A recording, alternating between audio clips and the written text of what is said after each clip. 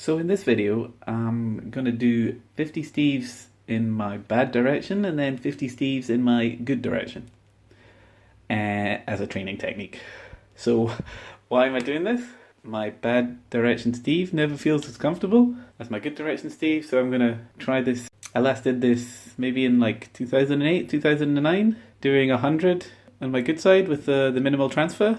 So I'm going to try and do it on my bad side to see if that makes a difference, to see if it's going to make it more solid, basically.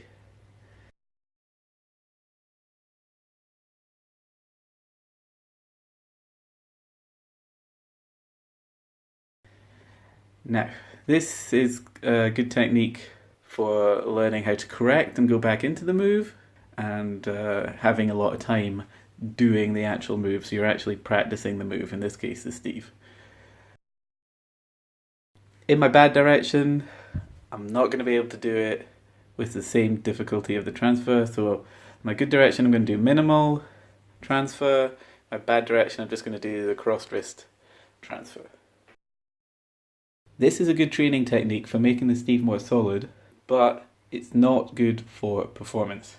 In performance, the only Steve that matters is the first one. That's the only one that matters. That's the one you got to do right.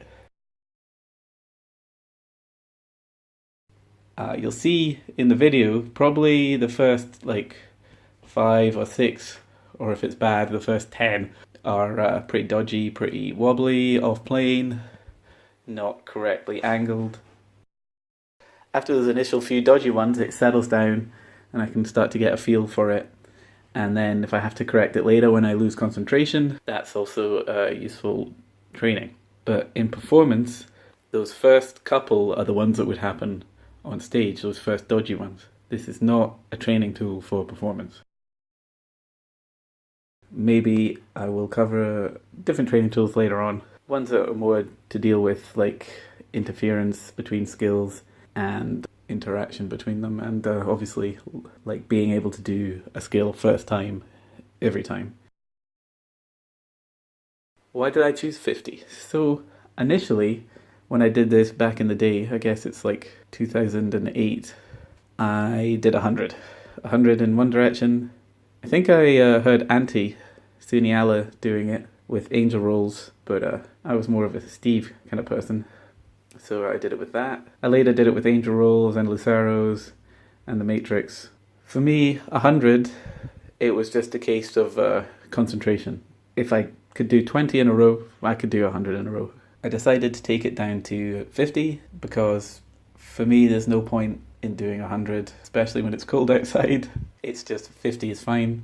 If I can do 50, I can do 100. I could have taken it further down, say 20, but I felt that like if I was going to be dodgy between like 5 and 10, then another 10 is not that many more. So doing another 40 after that when they're solid, that's better training.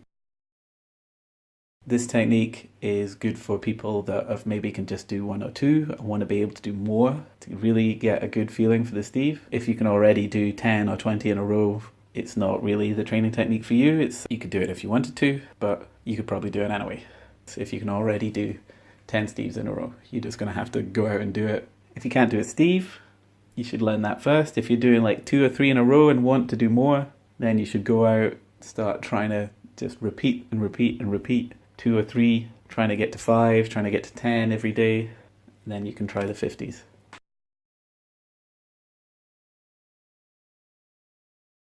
In the beginning as well, I would allow myself to move around, to maybe like shuffle and turn and then try and get facing back to front again if I had to do that to correct or catch a Steve. But now that I can successfully do 100, I make it tougher for myself by trying to stay absolutely still, feet rooted to the spot, just so that I know I can completely control the staff. I think if you like this video, I might do more on these kind of training techniques in the future times. This is my big base. I'll see you later. I'll give you a little high five.